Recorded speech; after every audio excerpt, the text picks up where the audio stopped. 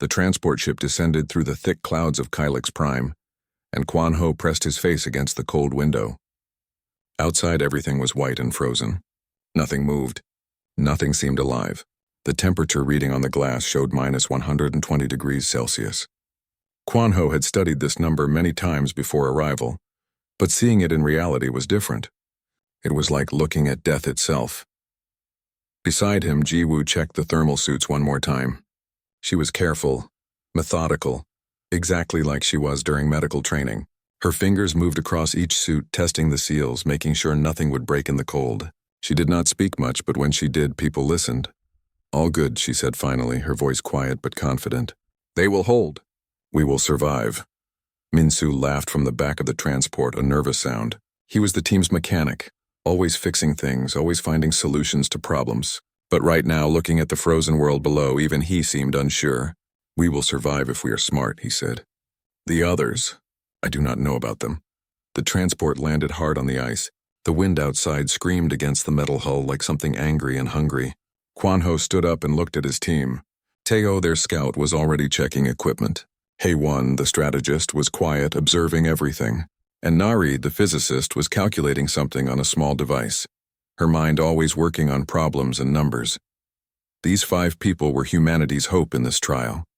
The Void Collective had chosen them carefully, not because they were the strongest or the most famous, but because they were smart, adaptable, and good at working together. Quan Ho had been told he would lead them. He did not ask for this responsibility, but he accepted it because that was what leaders did. The door of the transport opened, and the cold rushed in like a living thing. It grabbed at them, tried to steal their heat, tried to kill them in seconds, but their suits worked. The thermal protection kept them alive, though Quan Ho could feel the cold trying to find every small space where it could enter. Outside, other ships were landing. 12 species had been chosen for this exam. 12 different forms of life, all strange in their own ways. Quan Ho could see the crystalline aliens stepping out of one ship, their bodies made of clear material that reflected the sunlight. They were the Luminous Collective led by Commander Vexthar.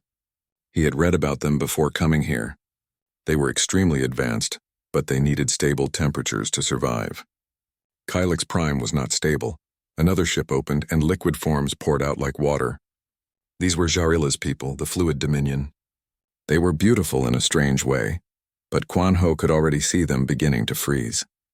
Their forms were becoming harder, losing movement. They were suffering. The reptilians came next, scaled beings with sharp eyes and sharp teeth. Krex led them, walking across the ice like he owned it.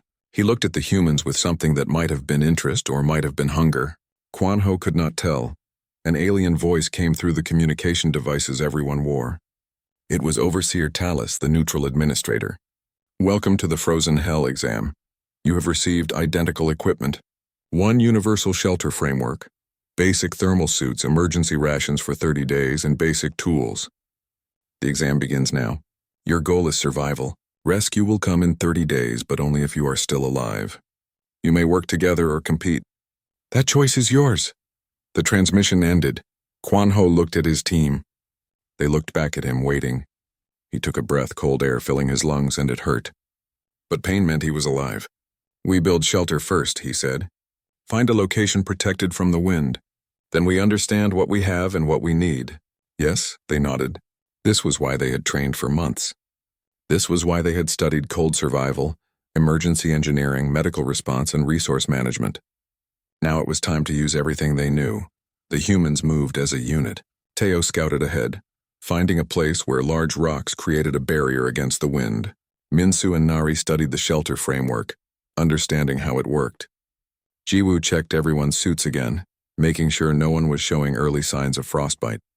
Hae-won watched everything, learning the terrain, learning how other species moved and worked. The shelter took shape. It was not beautiful, but it was functional. Walls rose, barriers went up, and slowly a space appeared where the team could be protected from the killing cold outside. But Quan Ho noticed something troubling as night fell. The other teams were struggling. The crystalline aliens had built an energy barrier, but it was flickering, unstable. The liquid beings were becoming solid, their forms freezing. The reptilians huddled together, shaking, losing heat rapidly. Only the humans seemed to understand what needed to be done. By the second night, the first species started dying. It happened quietly. Jarilla's people, the liquid beings, began to lose consciousness one by one. Their forms froze solid. They stopped moving. Some of them did not move ever again. Jiwoo came to Kwanho with tears in her eyes. She was a doctor. She was trained to save lives, but there was nothing she could do for beings made of liquid in a world of frozen death. "We have to do something," she said. Minsu shook his head. "We cannot. We will use all our resources, and then we will die too. The exam is clear. Compete or work together, but we are not responsible for them." Kwanho did not answer immediately. He stood at the edge of their shelter, looking out at the other camps. He could see Krex's reptilians barely moving now. He could see the crystalline aliens struggling to maintain their barriers. He could see beings dying slowly and painfully. Nari spoke, her voice soft. "Humans survived ice ages. We survived Antarctica. We survived everywhere because we learned something other species know. We learned that we are strongest together. We learned that warmth is not just temperature. It is connection. It is family. It is home." Haewon added, "If we let them all die, we win the exam. But do we win as humans?" Kwanho made a decision.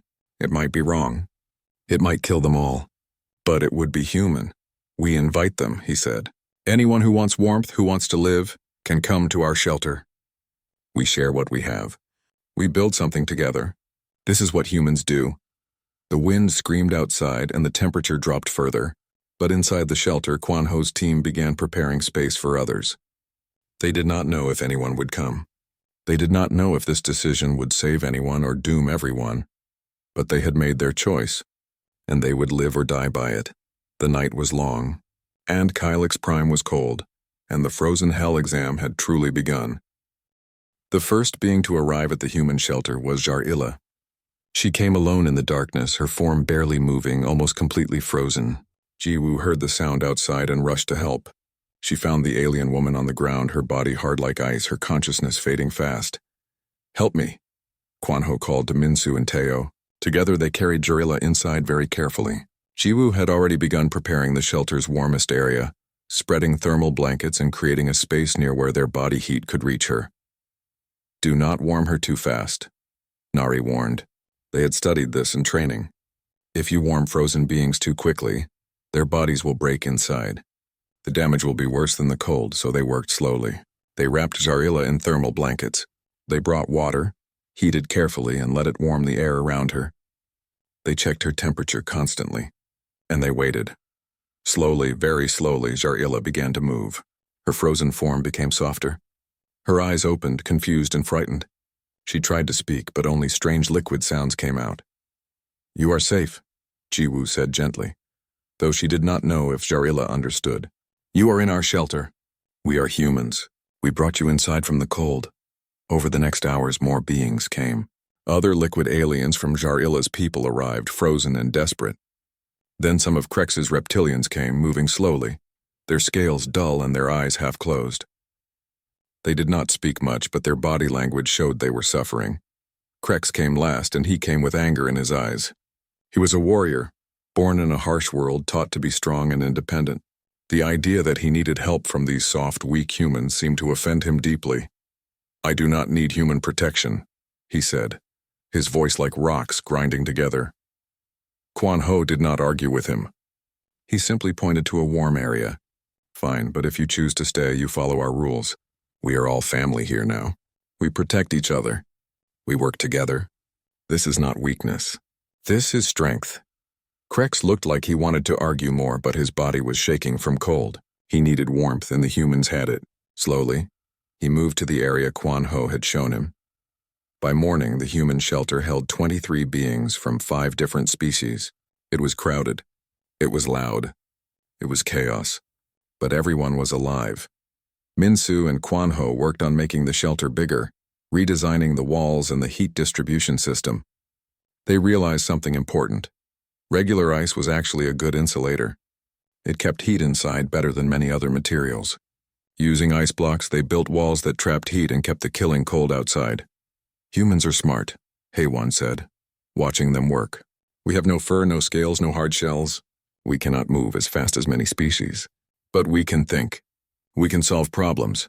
Nari was working on the thermal system.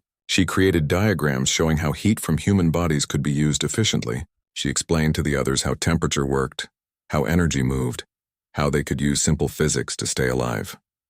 By the third day, the shelter was functioning better. There was food for everyone, though portions were small. There was warmth, though not comfort. And there was community. Jiwoo spent her time with the alien beings, learning about them. She learned that Jarilla's body was made of a special liquid that could think and feel. Jarilla was not weak because she froze easily. She was simply designed for different conditions, different worlds. On my planet, Jarilla said, her communication device translating her words, we have no cold, only warmth and water and sunshine. Everything flows. Everything moves. I did not know cold could be like this, like death holding you in its hands. But you survived, Jiwoo said. You are strong. I survived because humans brought me inside, Jarilla replied. Humans are strong. Not like me. Not like my people. You are something different. Krex was slower to accept the situation. On the fourth day, he came to Kwanho with a question that surprised everyone. Why? He asked simply. Why did you take us in? Why risk your resources? Why not let us die and ensure your victory? Kwanho did not answer right away. He was checking the shelter walls, making sure they stayed strong. Finally, he said, a long time ago, humans lived in caves. We lived in darkness and cold. We discovered fire and it changed everything. But fire alone was not enough. We needed each other. We gathered around the fire. We shared the warmth. Families grew. Tribes grew. Civilization grew. All because we shared warmth. This is poetry, Krex said. Not logic. Maybe, Kwanho agreed. But look around. Your people are alive. Jarilla's people are alive. My people are alive. We are together. Is this not logic? Is this not survival? Krex did not answer, but something in his expression changed. Maybe he understood. Maybe he was beginning to see humans differently. By the fifth day, the shelter had become something more than just protection from cold. It had become a home. Teo and some of the reptilians worked together to dig deeper into the ice, finding old frozen material underneath that could be used for tools and construction. Minsu showed them techniques and they worked side by side, learning each other's ways. Nari was sitting with some of the crystalline aliens explaining physics to them. They understood mathematics deeply, but they had never considered practical application like she was showing them. Together, they came up with new ideas for heat management. Haewon was documenting everything. She recorded how different species solved problems, how they communicated, how they learned from each other. She was creating a story, and that story might be important someday. Food was running low. This was becoming a problem. The rations they had brought would not feed everyone for 30 days. They needed to find more resources. Kwanho called everyone together. We need to explore, he said. We need to find food. We need to find water. We need to find anything that can help us survive. But we go together. We go in teams. We watch each other. Because out there, alone in that cold, you will die. Teo volunteered to scout ahead. He was the best at moving quickly and staying alert. Krex wanted to go with him, and surprisingly, Kwanho agreed. They would work together. As they prepared to go outside, Jarilla said something that made everyone stop and listen. This is not what the exam wanted, she said. Her voice was strange through the translation device, but her meaning was clear. The exam wanted us to compete. The exam wanted us to let each other die. But humans changed the game. Humans made us a family instead of enemies. Haewon smiled. She knew Jarilla was right. Something was happening here that was bigger than survival. Something was happening that would matter. The next morning, Teo and Krex returned with news. They had found thermal vents beneath the ice, and beneath those vents there was life. Simple life. Frozen and dormant, but life that could be used for food. There was also water, more than they could ever use. The frozen hell exam continued, but now it was no longer about 12 species competing. It was about one community, working together, learning from each other and building something that might change everything. By day 12, the shelter had transformed. It was no longer a simple emergency structure. It had become a functioning community, with different sections for different species, a central heating area, and organized systems for everything from water collection to food processing. But success brought new problems. Minsu stood with Kwanho, looking at their food stores. The numbers were not good. They had found food from the thermal vents and from the frozen organic matter beneath the ice. But even with this new source, the calculation was clear. If they continued to support 10 other species, the human team would not have enough calories by day 25. "We are starving ourselves," Minsu said. And his voice was not angry, just truthful. "Look at the numbers. We are getting thinner." Jiwoo has said nothing, but I have seen her give her portion to Jarilla 3 times. Kwan Ho knew this was true. He had done the same thing multiple times. Leading meant making sacrifices, but he had not expected that sacrifice to be this direct, this physical. He could feel his strength leaving slowly but steadily. "We have choices," Haewon said, joining them. She was also looking thinner, her face more defined, her eyes tired. "First choice, we tell the others to leave. We keep what we have for humans only. Some will die, but we will survive." "Second choice?" Kwan Ho asked, though he already knew the answer would be difficult. "Second choice. We continue as we are and hope for rescue. Some of us might not make it to day 30. Nari appeared, carrying her calculation device. She had been working on this problem for days. "Third choice," she said quietly. "I have found something. There is another thermal vent system farther away, maybe 3 kilometers from here. If we can reach it, if we can open it up, there will be much more heat and much more food.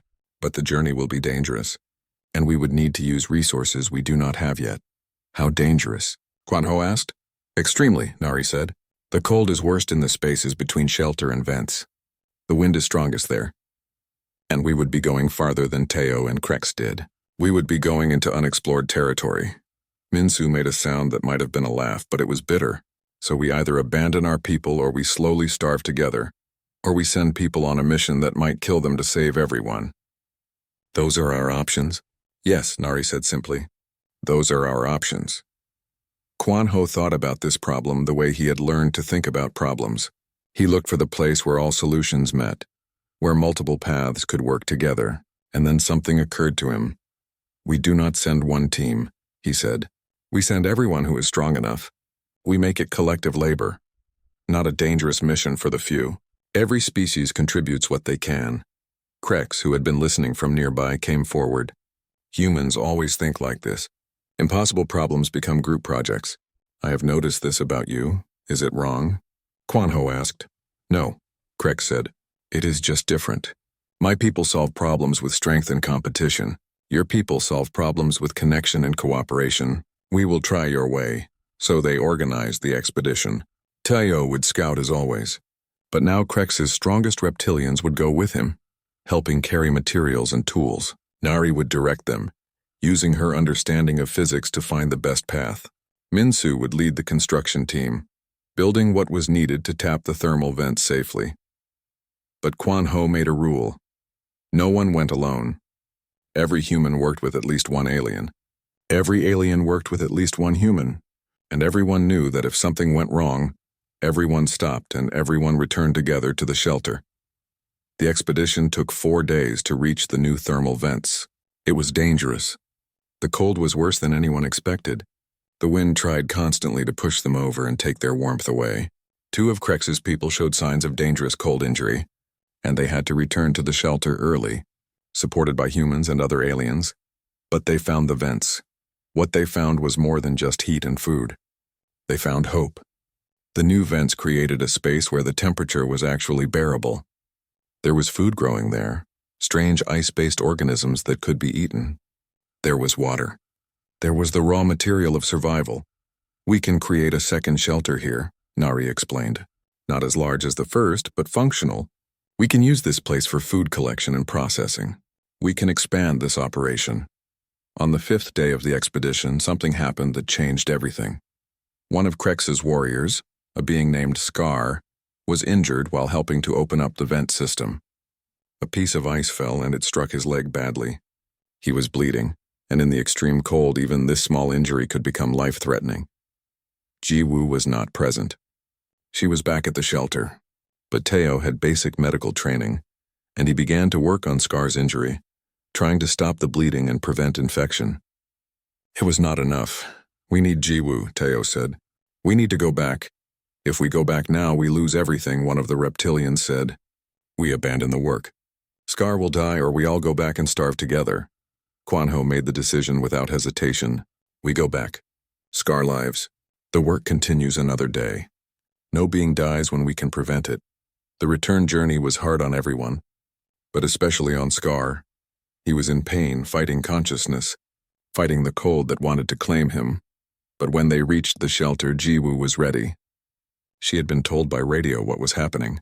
She had everything prepared, and with Minsu and Nari assisting, she performed emergency medical procedures in the middle of a cold planet. Far from any hospital or advanced equipment, Scar survived. When Krex saw his warrior alive after what should have been a death sentence, he came to Quan Ho with an expression the human had never seen from him before. It looked like respect. It looked like understanding. You saved him, Krex said simply. We saved him, Quan Ho corrected. Your people, my people, working together. This is what we do now. But as Quan Ho looked around the shelter that night, he saw something troubling. The humans were getting weaker. Days of work in extreme cold, limited food, and constant stress were taking their toll. Jiwoo had lost significant weight. Minsu could barely hold the tools he worked with. Haewon had developed a cough that would not go away. Nari came to him with her calculations again. We will survive to day 30, she said. But barely, and only if things do not get worse. If someone gets seriously sick, if there is another accident that requires medical resources, we might not make it. Then we work faster, Quan Ho said. We expand the vents. We find more food. We expand everything. By doing that, we weaken ourselves more, Nari pointed out. Quan Ho knew she was right. They were in a balance, and it was a balance that could tip either way. They were getting stronger as a community, but getting weaker as individuals. The question now was, which would matter more when rescue finally came? The cold continued to hold Kylix Prime in its grip. The wind continued to scream outside. And inside the shelter, a community of very different beings worked together to survive, knowing that each day brought them closer to either salvation or failure. There was no middle ground now. There was only survival or death. On day 25, the communication device in the shelter came to life.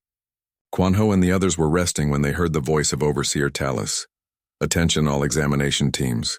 A critical transmission has arrived from the Void Collective. The examination period will conclude in 5 days. All surviving teams will be evaluated. Status reports from all expedition zones are being transmitted and analyzed now. The message was followed by a strange silence. No one moved. No one spoke. They all understood what was happening. They were being judged. And the judgment had already begun. Quan Ho called everyone together in the shelter's main area. Humans and aliens alike gathered, sitting close to share warmth and closeness. He did not know what to tell them. It was Haewon who asked the question everyone was thinking. What was the test really about? Before Quan Ho could answer, another transmission came through. This time, it was Overseer Talus speaking directly to Quan Ho, with all the others listening. You are curious about the nature of this examination, Talus said. It was not a question. I will tell you. The Void Collective has been preparing for something for many years. We have discovered an intelligence, a viral intelligence that consumes civilizations. It destroys everything. It thinks only of consumption and growth. It has already destroyed 3 civilizations we know of. The transmission continued. We need to find which species can survive such a threat, not because they have weapons or technology, but because they can maintain values even when survival is threatened. We need to find which species can rebuild civilization after such catastrophe. This test, this frozen hell, was designed to measure this. Not survival rate. Not technical advancement, but what you choose to do when everything is taken away. Quan Ho heard Krex make a sound of anger or pain. Vexthar, the crystalline alien leader, made sounds like breaking glass. You manipulated us, Krex said. You made us believe we were competing. You forced us into situations where we had to choose between survival and values. This is not a test. This is cruelty. Perhaps, Talus agreed, and there was something almost like sadness in the artificial voice. But it was necessary. And the results are clear now. Of 12 species, 10 have destroyed themselves through resource hoarding and internal conflict. 2 species have survived by doing something unexpected. The transmission paused. 2 have survived, Talus continued, but only 1 has truly succeeded. Humans brought together 8 species. You shared resources when sharing meant you might not survive. You risked lives to save others. You created community when you could have created empire. We have recorded this. The collective has watched this. And now the universe knows what humanity represents. Another pause. Then, but there is more you should know. Your actions have rippled beyond Kylix Prime. Video of your shelter, your community, your choices has been transmitted to 17 other civilizations. As we speak, they are requesting aid. They are asking humanity for guidance. They are asking if humans truly believe what they have demonstrated here. Quan Ho felt the weight of this knowledge settle on him. They had not been trying to change the universe. They had been trying to survive. But survival had become something more. Survival had become a message. Jiwoo asked quietly, "What happens now?" "Now the examination ends. Rescue ships will arrive in 5 days," Talus said. "Humanity will be offered a place at the highest tables of the Void Collective. But with that offer comes responsibility. You have shown values. Now you must maintain them when you are powerful. That will be the real test." The transmission ended. For a long time, no one spoke. The aliens processed this information in their own ways. Some made sounds. Some became very still. Vexthar, whose crystalline form was translucent and beautiful, seemed to glow with something like understanding. Finally, Krex stood up. "I came to this frozen planet to compete," he said. "I came to prove the superiority of my kind. Instead, I learned something my people have forgotten. Strength is not about being better than others. Strength is about being useful to others. Humanity has reminded us of this." Jarilla added, "My people flow like water. We are not fixed. We accept change. Today I changed into something more. I became part of something larger than myself.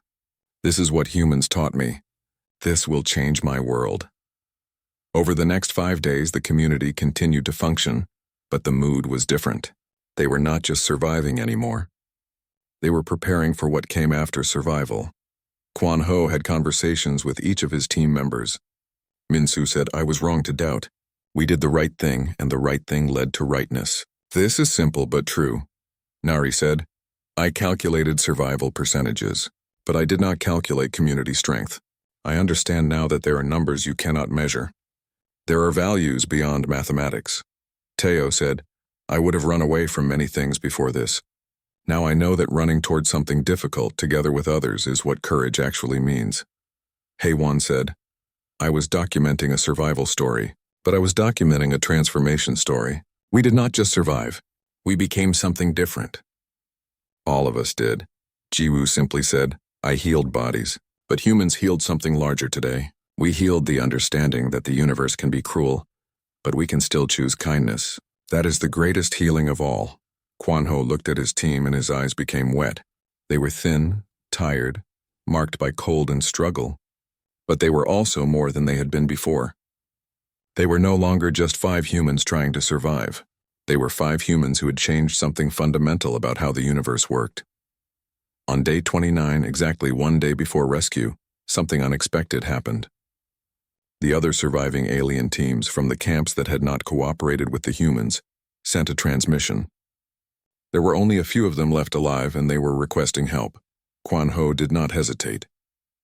He sent Teo and Minsu with supplies and warmth to bring the survivors to the main shelter. Krex protested immediately. "Why?" he demanded. "These beings competed against you. They would have let you die to save themselves. Why help them now?" "Because they are alive," Quan Ho said simply.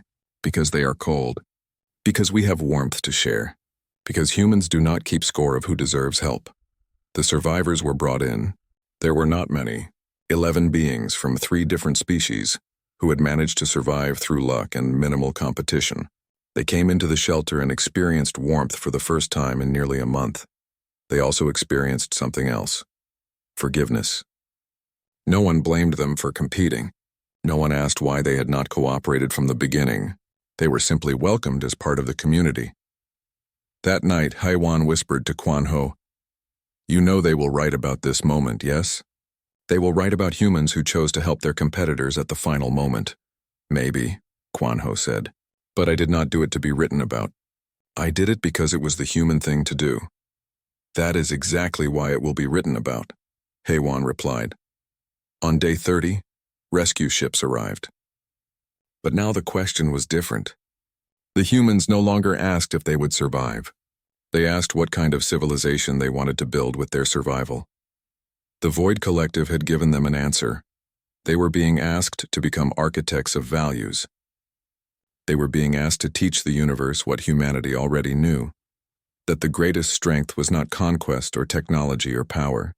The greatest strength was warmth, shared equally among all beings. 6 months after leaving Kylix Prime, Quan Ho stood in a place that did not exist before. It was a space station called Warmth, and it orbited a neutral planet far from any empire or territory. The station was circular, with one central core that radiated heat outward through every corridor and room. It was more than just architecture. It was a statement. The Void Collective had offered humanity leadership positions, power, resources beyond measure. Quan Ho had refused. He had refused not out of modesty, but out of understanding. If humans became rulers, they would become just like the others. What made humans special was not power, it was principle.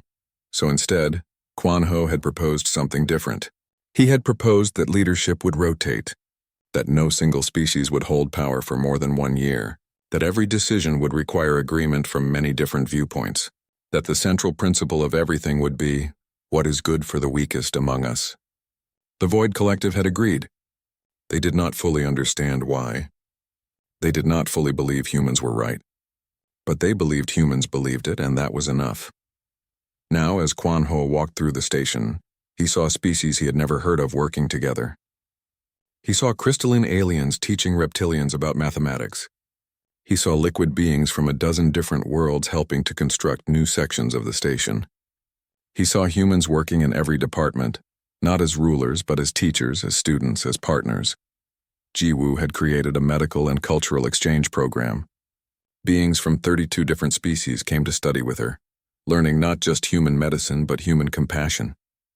She had discovered that most species understood healing of the body. Few understood healing of trauma and pain beyond the physical. Humans were good at this, and now they were teaching it. Min-Su led engineering projects where different species solved problems together.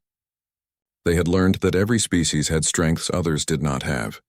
Crystalline beings could sense structural integrity. Reptilians had incredible strength and precision with tools. Liquid beings could find solutions through flow and adaptation.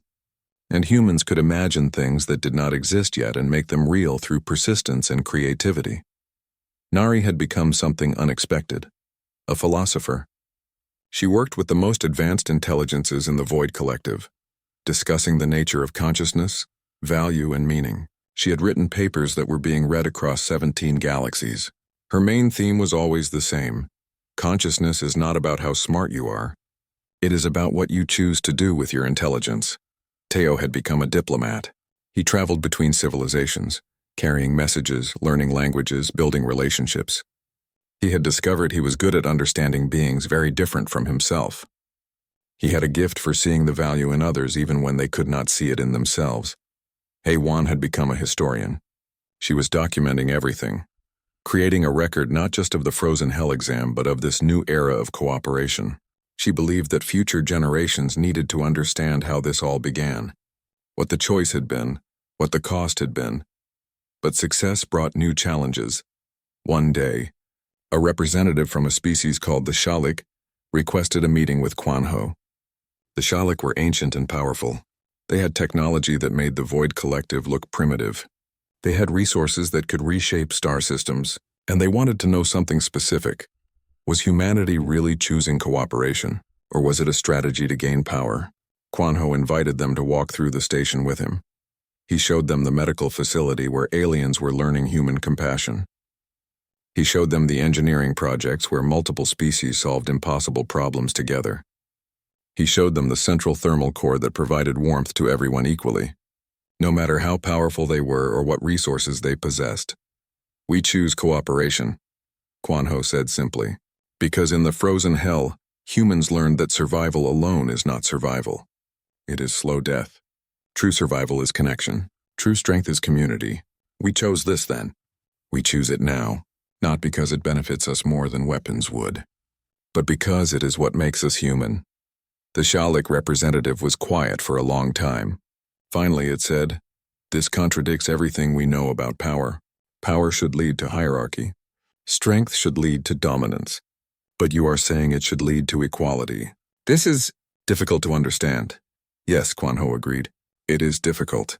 It requires faith in something you cannot measure, but we have found that it works. The Shalak representative requested to stay at the station for 1 year. By the end of that year, it had fundamentally changed its civilization's approach to leadership. But not everything was simple. There were species that refused to cooperate. There were civilizations that saw the Void Collective's movement toward cooperation as weakness to exploit. There were beings who still believed that consumption and conquest were the only paths to survival. Quan Ho met with his original team to discuss this problem. We cannot force cooperation, Ji Woo said. If we use force to make beings cooperate, we have become what we were trying to prevent. But we cannot ignore threats, Krex added. The reptilian warrior had become a kind of peace officer, helping to maintain the station and protect those who chose the path of cooperation. There are those who will attack if given the chance. We defend, Quan Ho said, but we do not attack. We protect cooperation from those who would destroy it, but we do not try to destroy them. We offer them a choice every day, join us or do not. But if they choose not to join, we do not become enemies, we become neighbors who are different. Nari made a calculation. By this logic, it will take generations to change most civilizations. Change happens slowly in the universe.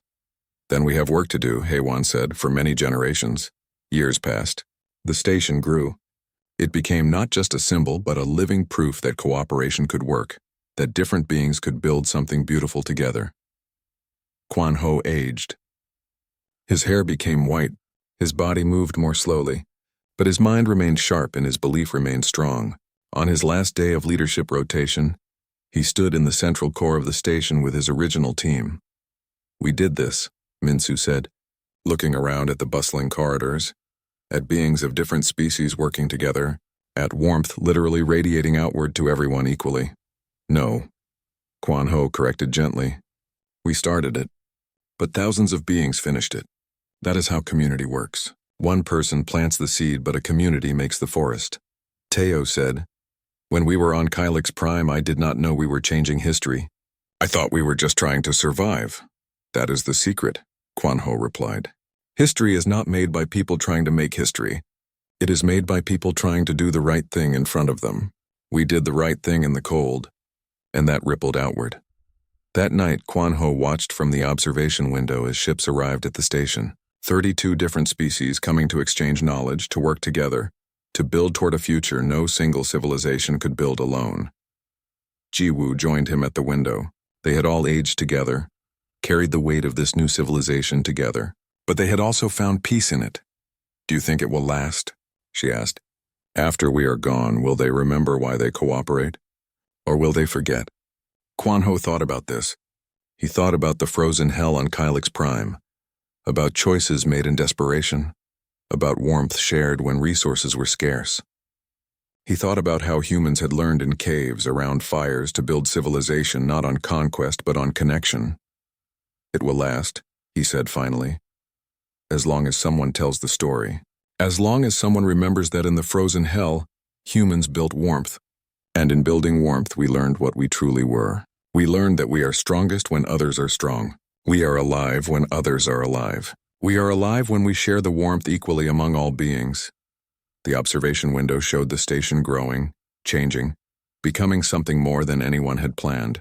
The thermal core pulsed with energy, radiating warmth outward, indifferent to rank or power or species. It asked no questions. It demanded no sacrifice. It simply gave. That was the human way. That was the message sent from a frozen planet to the entire universe. In the cold, humans had learned to build warmth, and now they were teaching the universe to do the same.